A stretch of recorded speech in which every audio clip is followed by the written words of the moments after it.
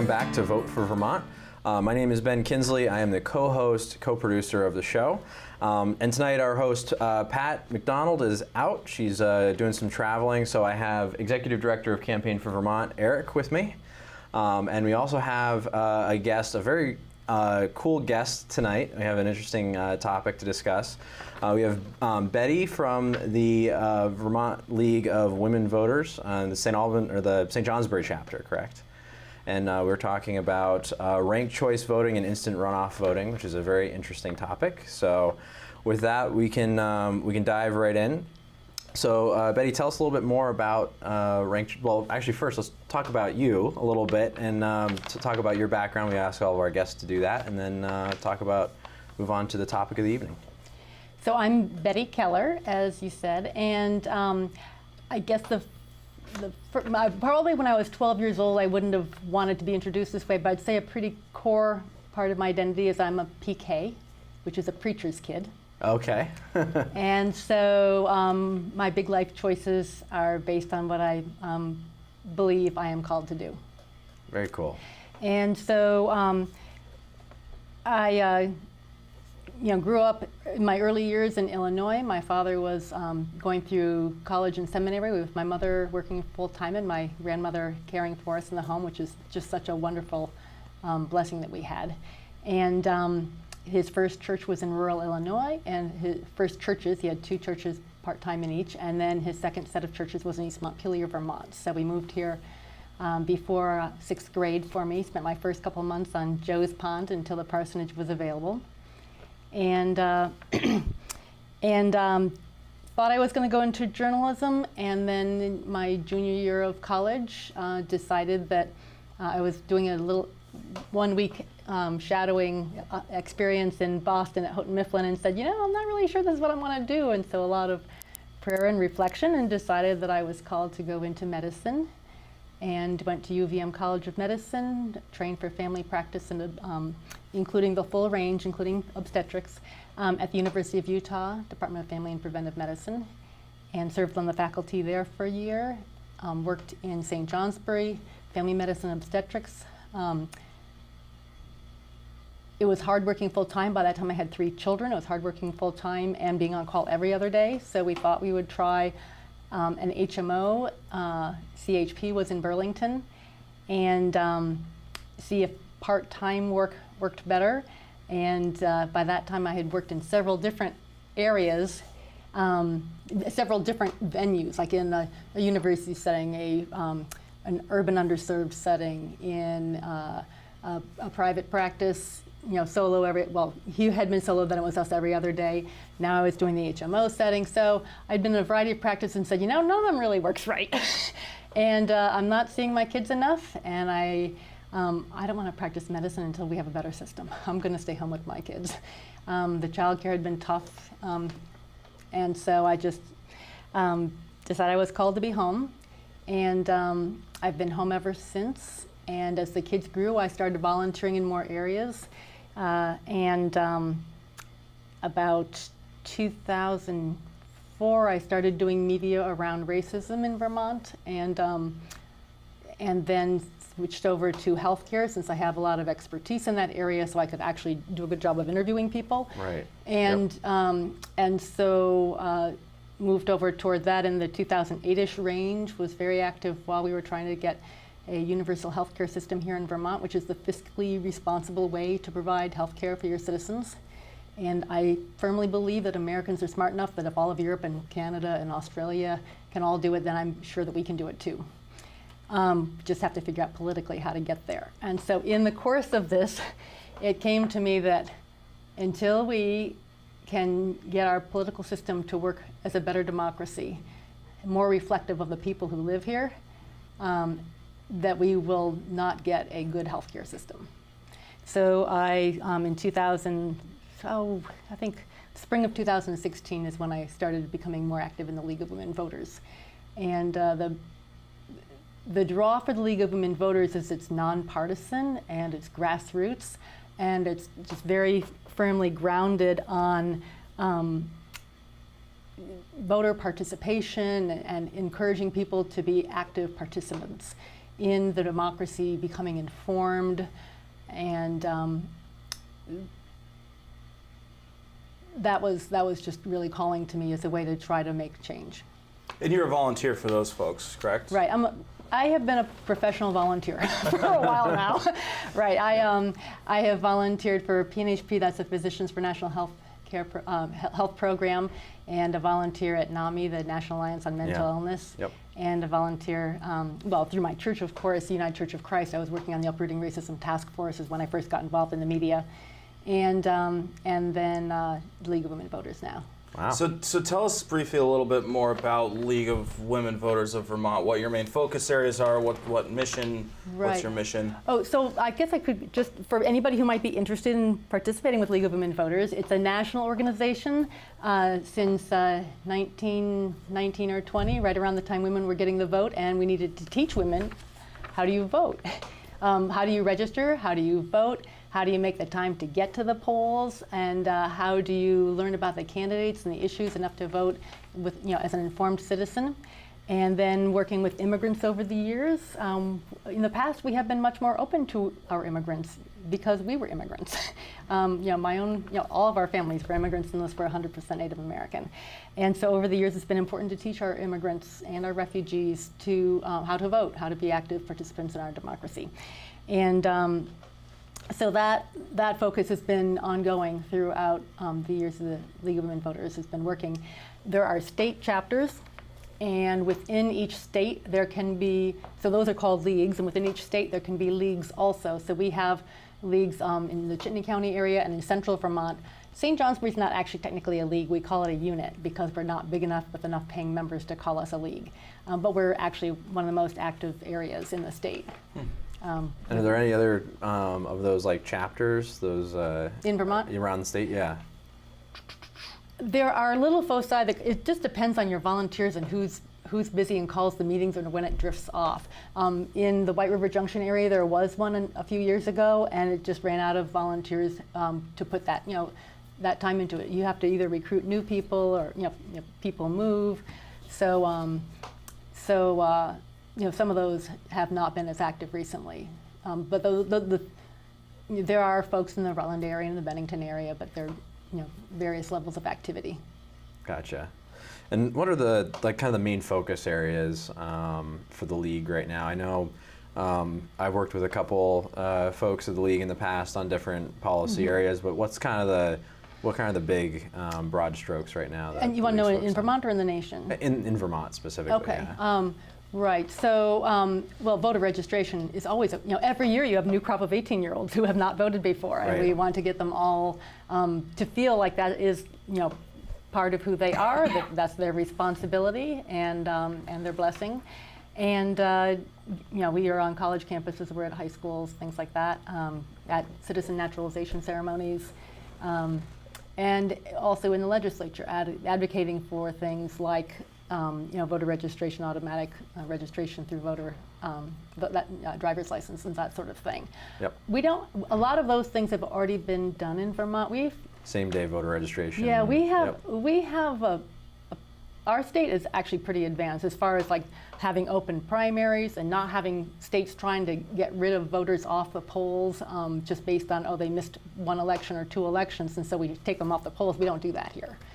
And so we don't have to, and our polling places are fair. We're not trying to make people travel 30 miles to get to a polling place or closing them down in parts of town where the poor people live or anything like that, which is happening across the country in a number of different places.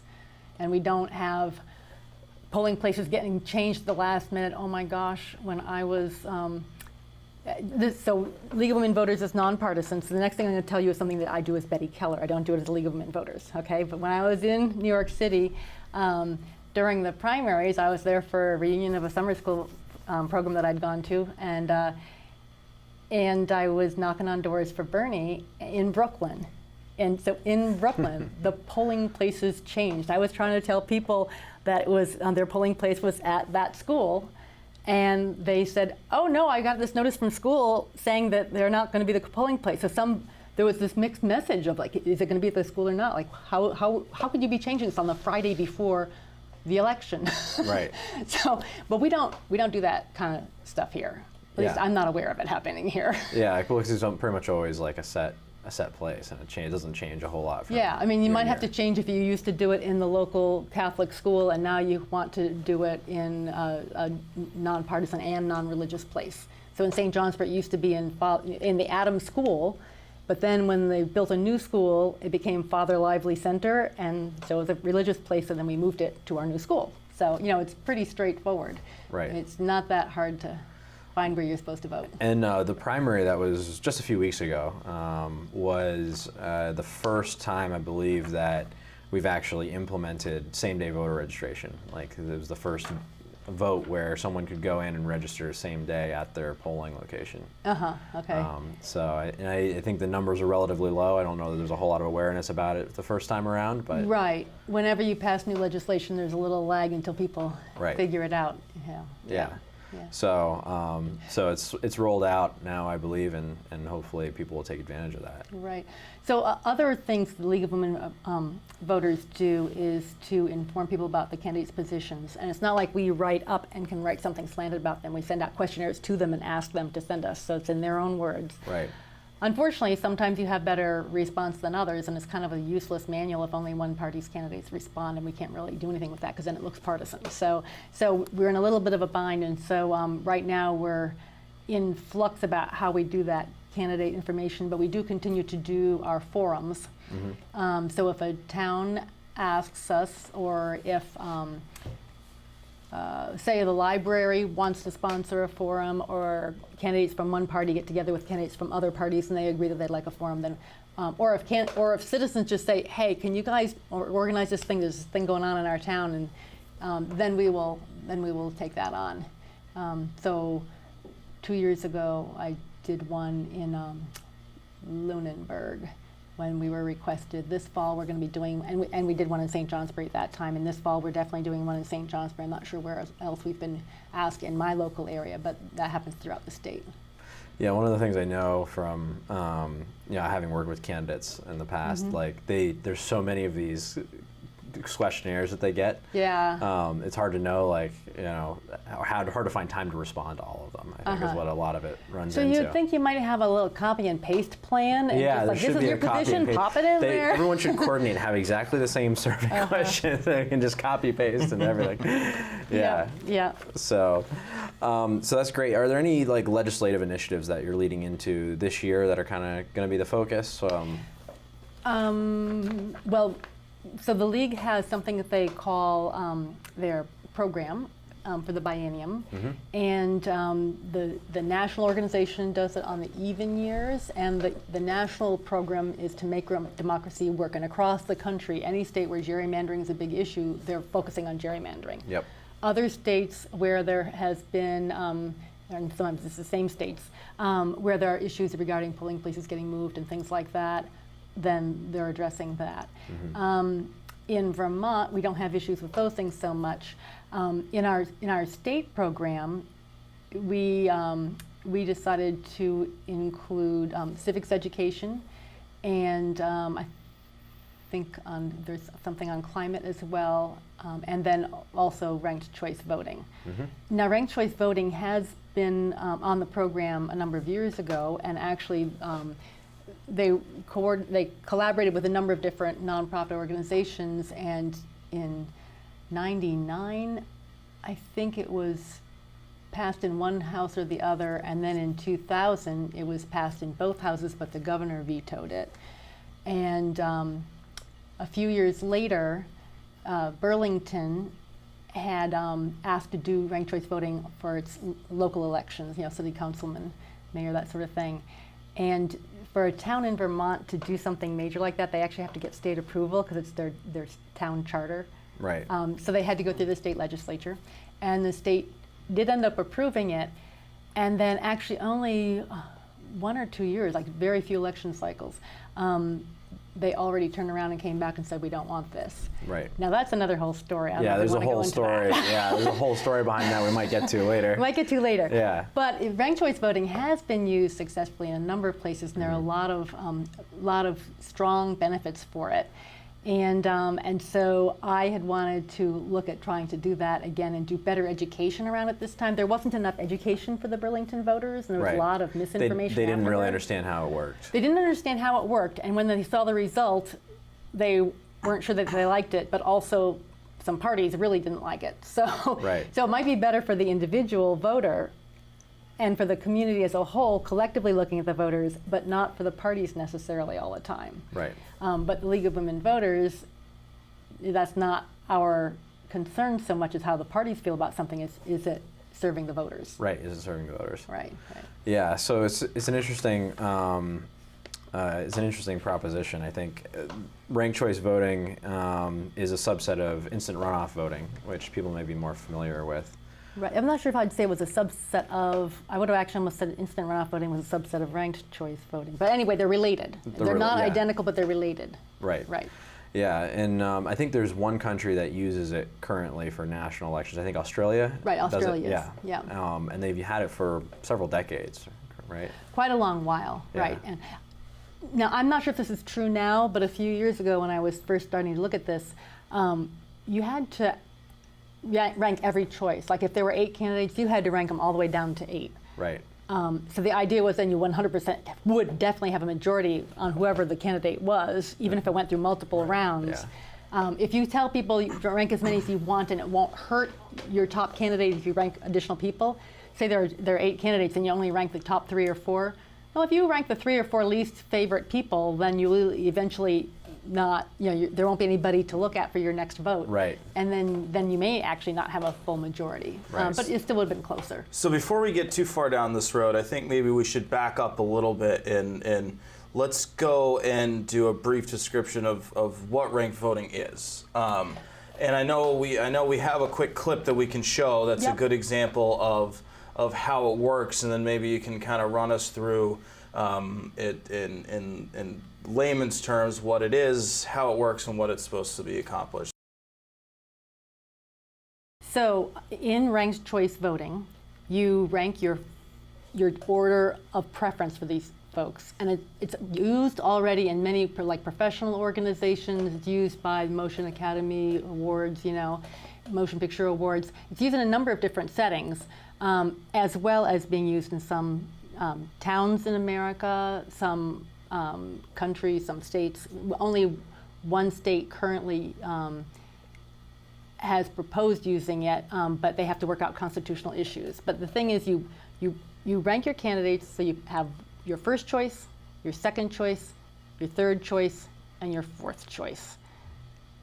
And now we can take a look at how that plays out. So just to show you how ranked choice voting would work so that you can actually see it, first I'll just explain that there are 4 candidates: blue, pink, coral, whatever, yellow, and purple. And on the ballot, I would be putting down that blue is my first choice, coral is my second choice, then yellow, and then purple.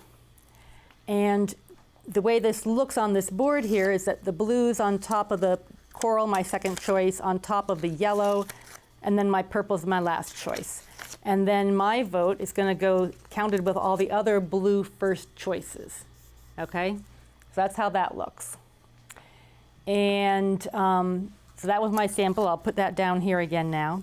So everybody voted. One of these would be mine. And now we'll run through. All the people who voted for blue first choice are here, yellow first choice are here, purple first choice are here, and coral first choice are here.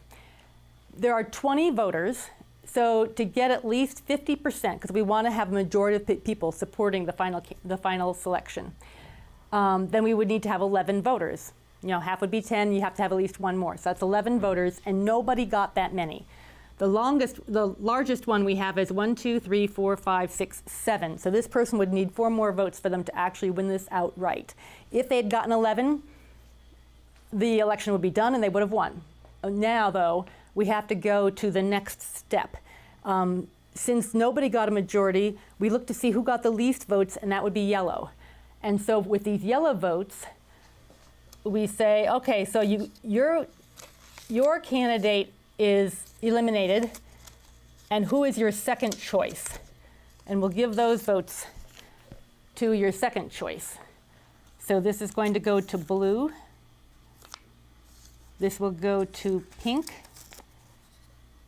And this will go to blue as well. So now we have 6 to 7 to 7. So the one that has the least votes is blue, and again, we'll be distributing those votes to the next choice. So I'll take off their second choice. It's actually the third choice for these two voters, you'll recall. And it's now down to the second choice for these other folks.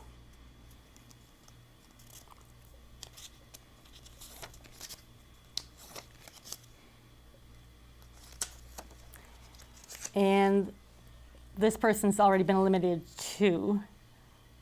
So that will go down here. And you'll see now that Coral only got one of those votes, and all the rest are going to purple, so the purple is going to win after all. You'll recall purple only had 7 votes to start with, but once you see, when some candidates were eliminated, what did they end up with? They have 1, 2, 3, 4, 5, 6, 7, 8, 9, 10, 11, 12. So they have 12 votes total. That's more than 11, so they won this election.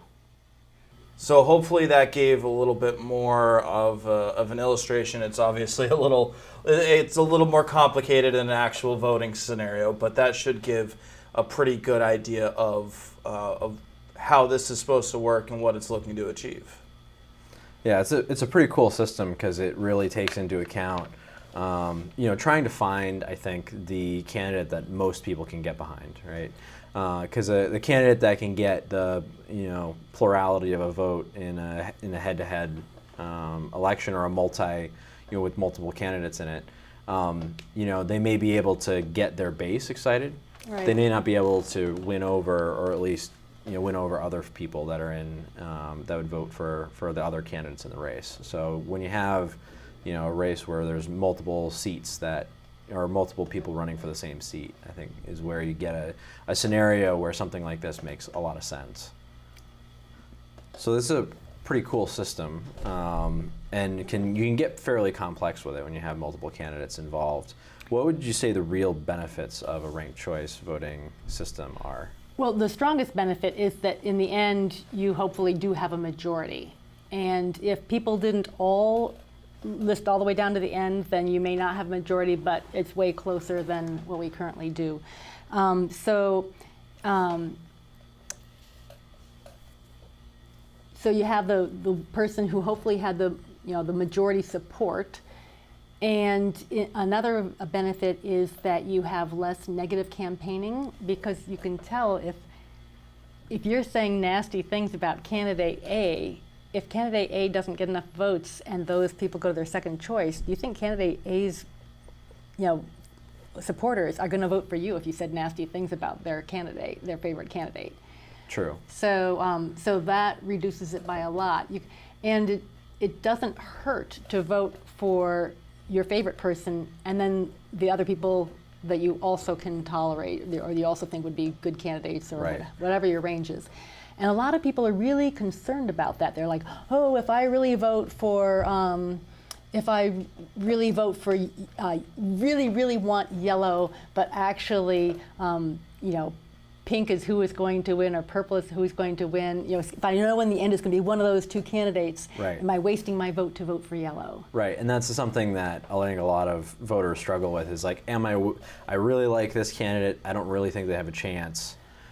Am I wasting my vote by voting for them? Right. So we call splitting the vote and wasting your vote are two things voters are very concerned about. And the League of Women Voters wants people to feel that their vote counts, that every person's got a vote, and that people will be enthusiastic about going to the polls, not stay home because, well, my vote doesn't count anyway. Right. I wanted yellow and they're never going to win, so I'll stay home.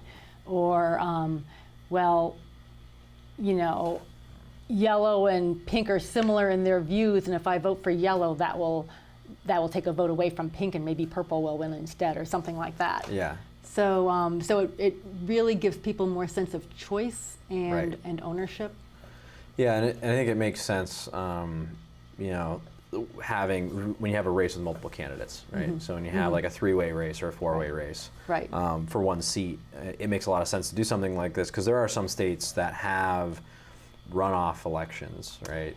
And this is kind of basically a runoff for all intents and purposes, but it allows you to do a runoff vote calculation by counting your votes, but not have to hold a whole new election, which is expensive, and then you don't have as much turnout in your runoff as you Absolutely. do in your original one. Right. And you run into all those kinds of problems where, Right. if you have a vote that's that close, this you can do it one vote, and you can capture all of that in one. Right, right. So if you need to buy different computer systems or print up different ballots, that can be a somewhat added expense. However, if you can eliminate the primary, that's a huge expense you get rid of. And Yeah. if you can eliminate any runoffs, and you wouldn't have had a runoff if there was a clear majority to begin with. Right. So you may not be saving money on that, and if it wasn't going to happen anyway. But if there is a runoff, now the problem is that one problem is that some of these decisions about whether an election requires a majority or if just a plurality will win, it's all state by state, and within a state it may be town by town about Right. what are the rules for how that works. So that in Vermont, for instance, our U.S. House and Senate seats are just by plurality. Right. So that's where you can have that the vote splitting. So if you have one candidate who may be perceived as liberal and two who are perceived as conservative, people who are conservative are like torn on which one do they think is going to win, because they want to vote for the one they think will win to make sure that they get somebody that they like, and that's really unfortunate to have people having to think that way instead of thinking Right. who do I think would be the best candidate. Which, yeah, exactly, is trying to make that calculation of who's going to be the most successful candidate, not Right. necessarily who's going to represent me the best. Right, right. Yeah, and the other thing about ranked choice voting, if you can have more than two candidates from a party, then that really frees up the party to have more choices on the ballot. So for instance, if you have an incumbent and they've been in there for 10 or 15 or whatever years, and some people think, they kind of like some fresh blood, and other people are like, wow, we really don't want to lose that seat, and he or she isn't saying that they want to, back down yet. We don't want to push them out. All that stuff, You can just run both candidates, and it doesn't hurt your incumbent to have a newcomer try it out. Right. Yeah, and what I think is where a system like this could be really valuable for Vermont, we don't have too many races statewide where you have more than one candidate in a race, except for in a primary, right? But if we had open generals and we got rid of primaries, then a system like this would make a whole lot of sense, I think. Right. So they're different. It happens different in different years. So for instance, a few years ago, we had 5 candidates just in the Democratic primary for Right. governor. Yep. And seriously, none of them had even 30. They all were in the 20s or lower. Right. And so they're all pretty close. So in a circumstance like that, it's harder to say whether the first person gets eliminated was liked so closely to the other 3 that maybe they would have been favored more by some of the other folks. But it still is so much better that if you have somebody in that one, you automatically give it to the one who got 26 instead of 24%. Right. And I'm thinking back to the 2010 primary where Peter Shumlin won. That's what I'm talking about. And I think the margin was actually less than 2 or 3%. I think it was like 1.5%. It was small. Yeah. Like I said, they were like 22 to 25 and it was or like, 26. yeah, exactly. It was like 3% from 1 to like 4th place. It was like kind of what it was. Right, right. And when you have a race that's that close. It would have been nice to drop off the bottom candidate and see where those votes went. Exactly, and see where those votes went. Yeah. The other thing in Vermont is that, I had said we have the plurality voting for our U.S. House and Senate. However, we require a majority for our governor. Right. We require a majority for the governor to be declared a winner in the election. But if there's not, we don't actually do a runoff for our governor. We put it into the legislature. And this almost happened 2 years ago, 4 years ago, with Scott Milne. Because Shumlin did not get a majority, and so it went to the legislature. Right. So I'm not sure why you said almost, because it actually It did. Okay. It did go to them. I was thinking, did I miss You're right. something there? Yeah. Right, no, it did. And so from the League of Women Voters perspective, that's not honoring the voters' wishes because you're guessing. You're guessing how the other 8% of people who voted for whatever other candidates were on there, the Libertarian, the Green Party, whatever. All those votes in a ranked choice voting system, they would have been distributed. You would know what the voters actually wanted. Yeah. And here you have legislators sitting there saying, well, I think we really need to vote for the plurality one because that was the will of the people. And it's like, nah, we don't know the will of the people. Right. And if you choose, well, maybe if you can tell looking at the other three candidates, who do we think those people would have wanted for a second choice? But politicians are very nervous about their next election, and they're worried their constituents will, second guess them and think that they didn't do the right thing and whatever. I remember this being a major debate at the time among the legislators about, well, do I vote for the plurality candidate or do I vote with the way my district went? Right. And how do I vote my conscience? Want? What do you Right. do in that situation? Right, and the ranked choice voting would give you the answer. Right. Right. It wouldn't be thrown to the legislature. Right. So another place that ranked choice voting is used actually in Louisiana for a number of years, like 20 and more years. They've had ranked choice voting for the presidential primaries for military and other overseas people because of the issue around getting, if the primary, something happens different and then you can't print out the ballot in time for the changes for the mail it general and election. get it back. Right. And so Louisiana's been doing it the longest, and they actually do their House and Senate that way too. And then there's a couple other states that have done it more recently. I think Alabama and Mississippi. Yep. And that's because states officiate their the presidential primaries, correct? Right. They're not actually a federally officiated election. Right. Like the general is. Is that correct? Well, wait, actually, so the results of the general are that you're actually technically voting for an elector. Right. And then the states have to follow strict rules about what happens with those votes. Mm-hmm. But still, the electors can get guidance from laws that we write. So for instance, in Vermont, electors are required to vote for a person in the same party how do I put this? So when you vote, if you think you're voting for candidate A for the election and that person's like who has been across the country campaigning everything, you're not actually voting for candidate A. You're voting for the electors who have promised to pay to vote for candidate A. Right.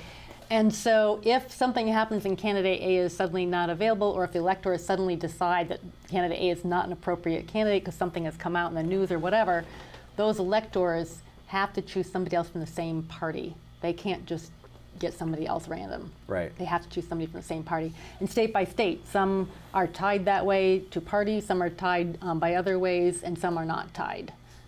Which is interesting. Yeah, that's presidential elections in particular are very interesting. They are complicated, and there's another whole topic on that one is the National Compact, the Electoral College, which we probably won't go into now. Could you theoretically could a state theoretically put a ranked choice voting method in place for a federal election?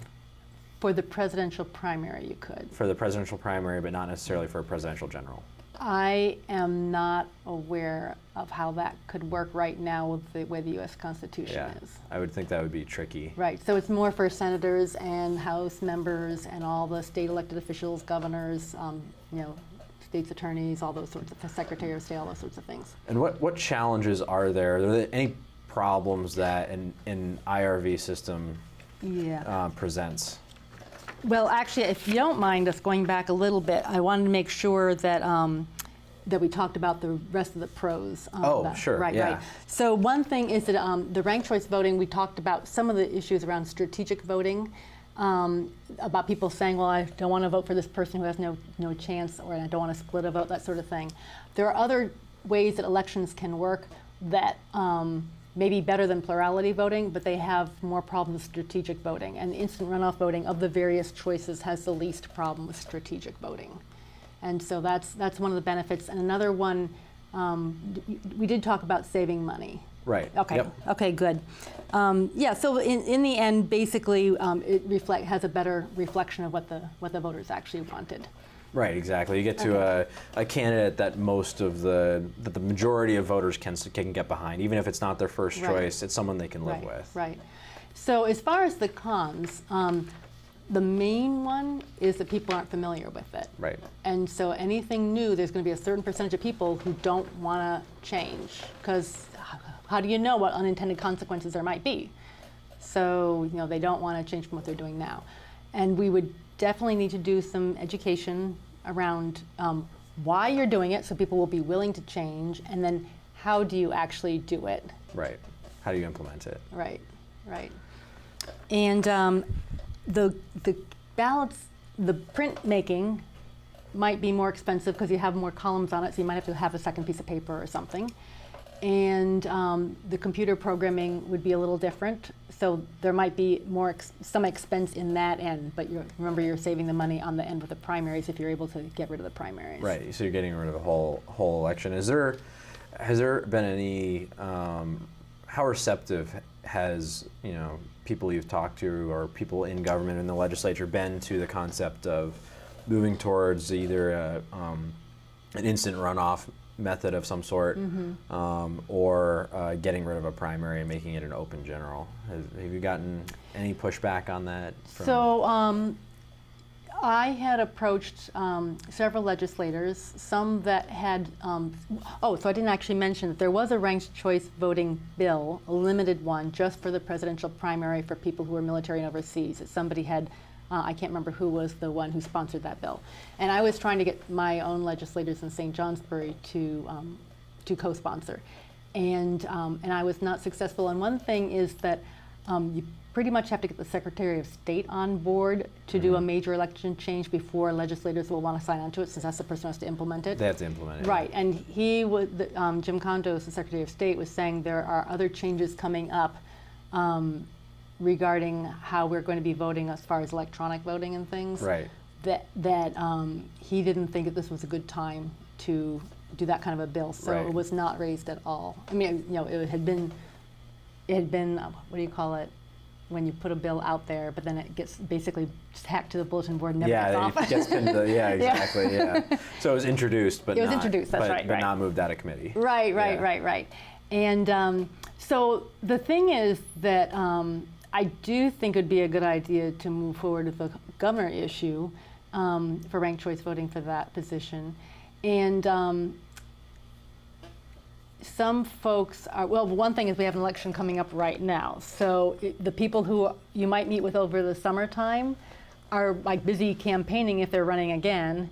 And they're not sure if they're going to be there. So how much time do they want to put in looking at this bill right now? Right. And so, yeah, it might be. Yeah, I'm not sure whether it would be better to try to approach them again in like that November time after the election. They know one way or the other. Right. I know that Dick McCormick is interested in it again. He's supported it in the past, but he'd be very interested. Senator Kitchell from my area is concerned about the bad press that it got when they tried it in Burlington. When they tried it in Burlington, yeah. And do we want to wait and see how it works other places some more? But the thing is, like, it's out there. It's successfully being used in like 4 towns in the Bay Area and San Francisco. It's being used in Minneapolis and St. Paul in Minnesota. It's being used in Portland, Maine. So we have experience out there. Right. And it was successful enough in Maine that the state of Maine decided, not the legislature. The legislature and the governor were opposed, but there were enough grassroots organizations out there educating the public that they got a referendum Yep. to say that they wanted ranked choice voting. The problem with having a referendum, now we don't have that process in Vermont, but if you have a state that allows a referendum, then the way the question is worded is not vetted by people who have really looked at like your state constitution and stuff. And so there's issues about whether the law as currently written is valid, constitutional, Yeah. right? And if you had asked the legislators to help you write it up, then you could have had something that would pass constitutional muster. And the legislators, because they weren't involved, aren't really that interested in fixing it. Well, and there are a number of them that don't want to. Right. Don't want it anyway. Right. Yeah. Yeah. So are there any circumstances? There's clearly a lot of cases where this is a good option. Are there any circumstances where this might not be the strongest option? Does this translate well to if you're trying to elect multiple people for a specific role? That's a great question. So actually, League of Women Voters across the country has supported having multiple member districts for a lot of different kinds of positions. So for instance, when you're looking at, well, St. Johnsbury has a multiple member district. We have 2 House members, and we can, vote for 2. And Burlington has 6 House members. I'm not sure whether each one is a different geographic location, and you only vote for one, or whether they vote for 6. It's a mixed bag. There are a couple of multi-member districts, House districts. Yep. The big one though is Chittenden County has 6 Senate seats, and that is there's been a lot of discussion about that. Well, that's really interesting because the idea that in all of the Burlington area there are 0 Republicans. Now, I don't actually belong to a party, but it just seems funny to me that there would be 6 Democratic seats and 0 Republican seats in a city the size of that. And the proportional representation with multi-member seats allows you to have members that more accurately represent the district. Right. So that's another whole topic I don't think we'll have time for today. About a multi-member district, and I think Chittenden County is kind of an extreme example where you have 6 seats that people are running for. And one of the interesting things, kind of looking at the results from the primary that was just a few weeks ago, is there is a huge spread in the number of votes that each of those candidates are getting, even within one party.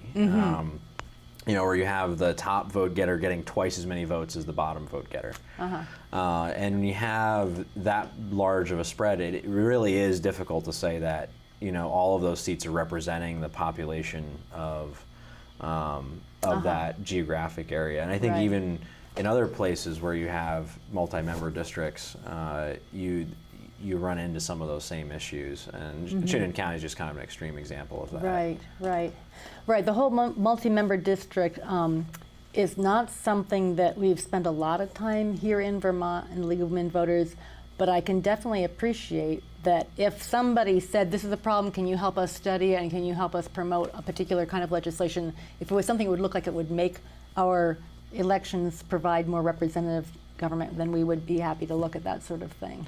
Yeah, I think it's just an interesting case study where you could apply something like this, because I see, I know back in 2014 there was some interest in looking at this, both by the Senate Government Operations Committee, and at the time I was working with Campaign for Vermont. We did look at this and supported the, they were looking really at instant runoff voting, different various forms of instant runoff, and so maybe we could just explain for the listeners, for those who don't mind something really tedious here, if you're still here on this show with us at this point.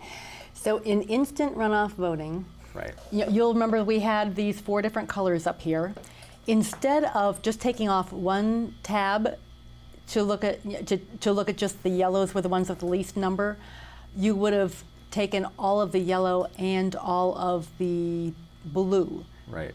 And only looked at the top 2 candidates, and for each of those groups, you would have taken the second choice for each of them, unless they happen to be each other. Like if it was both yellow and blue were the first and second choices, you'd go down to see which candidate of the top 2 got the highest ranking for each of those voters. Right. So that those numbers would have been distributed down. So if with only one round, no matter how many candidates you have, if nobody got the majority vote on the first round, only 2 candidates advanced to the instant runoff. Right, the top 2 advance, and not all but the bottom. Right. Yep. Yeah, and it's an interesting, it's just an interesting concept of trying to get to, get to the candidate or candidates in a multi-seat district that best represent the people of that district. And that's actually how the bill was that Jim Condos had sponsored when he was a senator. And I don't know if that was for a constitutional reason or some reason, because the instant runoff voting does, the the ranked choice voting does provide a better representation of the voters' wishes. Right. But did he choose to sponsor the instant runoff voting bill because it was easier to administer, or because it was constitutionally easier to know it wouldn't get challenged? Or Yeah, what was the and reason? there were some questions. I know when I worked on that issue in 2014, there were some questions around constitutionality because of one person, one vote.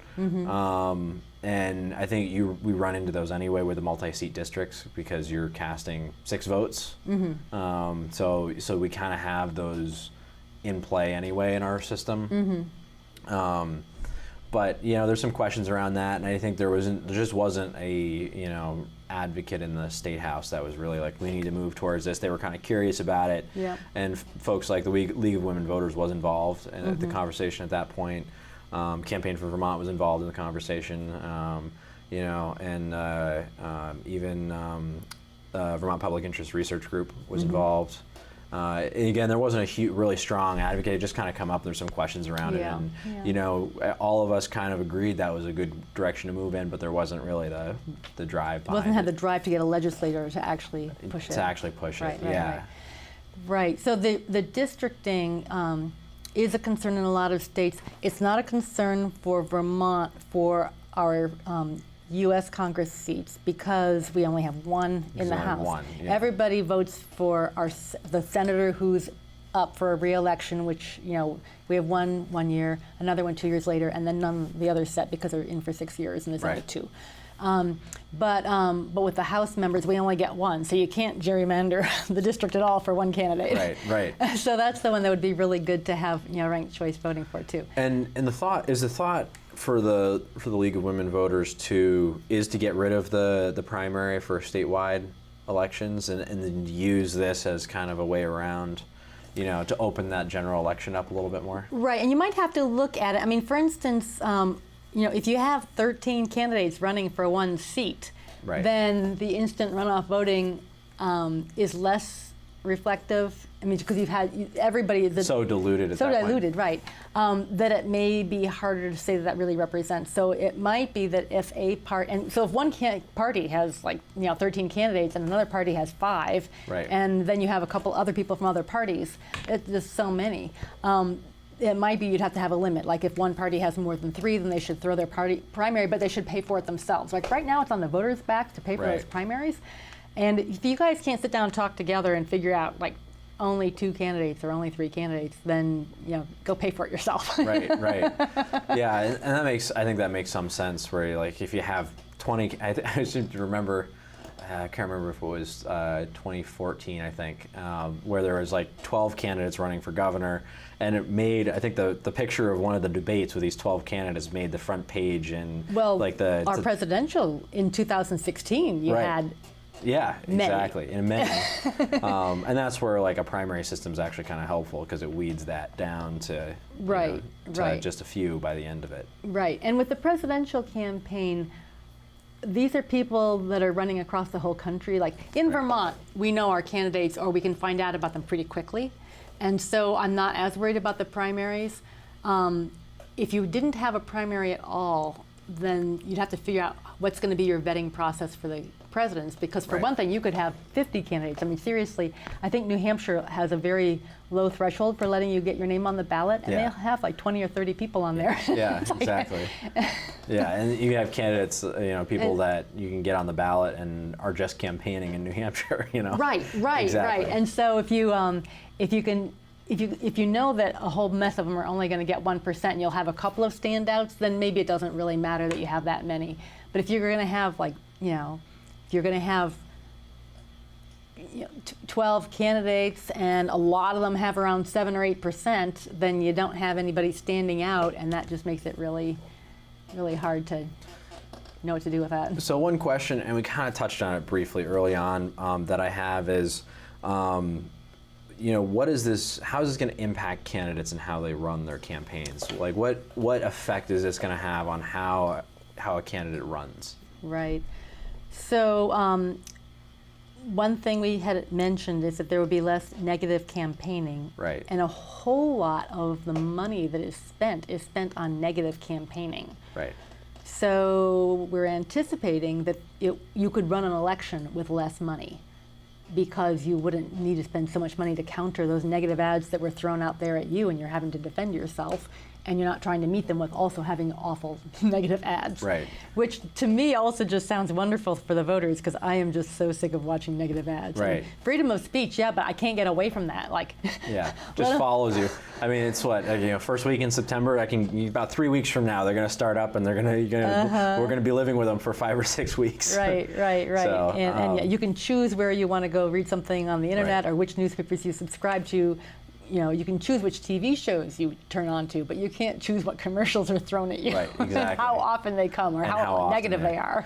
And it's one of those, I don't know. I agree that it probably will decrease the, the frequency of negative, at least from campaigns themselves. I mean, you can't really, if there's, political action committees involved and stuff like that, you can't really control the candidates. We can't really control those. The candidates can't control those, but if they have strategists on their team, they should say, "Gee, this could backfire on us if we're slinging mud at those candidates, Right. then the one we prefer not ever get selected, on the lower counts." Right. On the So lower you choices. can do things like, and some candidates have talked about doing this where, they just basically say, if you're thinking about starting a PAC to support me, don't. Like, just stay away. And, you can do that. Legally, you can't coordinate with a PAC to say, don't. You can't talk to them as a candidate, so you have to. Well, and PACs is another whole issue. And that's another whole issue. So let's not go there. At a federal level, that's a whole nother. Yeah. So yes, like what, how else do you think this would impact the way that, candidates run their campaigns? Well, yeah, this is interesting. So I was speaking to someone from Berkeley in California, where they have ranked choice voting. And she said in the early years when they started doing it, two candidates who had similar positions, and they talked to each other about, well, which one of us should run, and this is a good time in my life for me to do it. And the other one says, well, yeah, it's actually, if I'm going to do it, this is a time for me too. And they had very similar positions. But instead of deciding which one of us will run and which one won't, they actually went door to door together. They knocked on doors together. They gave out of their brochures and said, yeah, we're very similar. If you like him better, please list me second. So there you go. And there were some voters that were really confused. It's like, what, aren't you running against each other? So it really had to be explained to them, yeah, it doesn't hurt me though. Whichever one you like better, vote for that one. And yeah. Yeah. Was this a multi-seat district? Or no. It was a single seat. This was single seat. Interesting. But they figured that, if you knew them because your daughter was on the Girl Scout team or they went to your church or whatever the thing is, and you knew them personally, you preferred one over the other, or if you just thought this person might be more effective at negotiating or was less partisan or more partisan or whatever, if there was some reason you liked one better than the other one, but you liked their positions, which were quite similar, you would list the one you liked better. And since they were quite similar, you were likely to list the other one next, unless there was another candidate also that had a similar position. But that's interesting. it was very interesting. That is very interesting. Yeah, and actually, someone was telling me that one of the cons that Burlington experienced was that, like, gosh, there was one candidate who was actually out there saying, if I'm not your first choice, vote for me second choice. And that was perceived by some people as being a negative.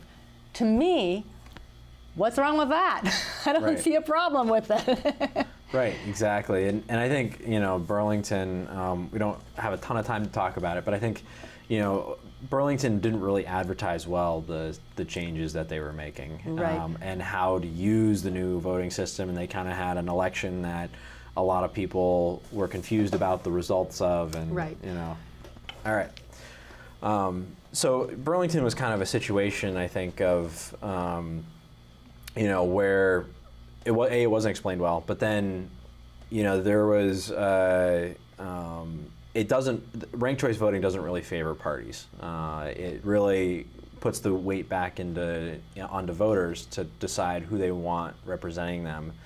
And so for parties, especially establishment parties, I think, they're able to cast that as, oh, we don't want this because it's not reflective of our interests as a party, not necessarily the interests of people. Right. I don't know what your take is on that.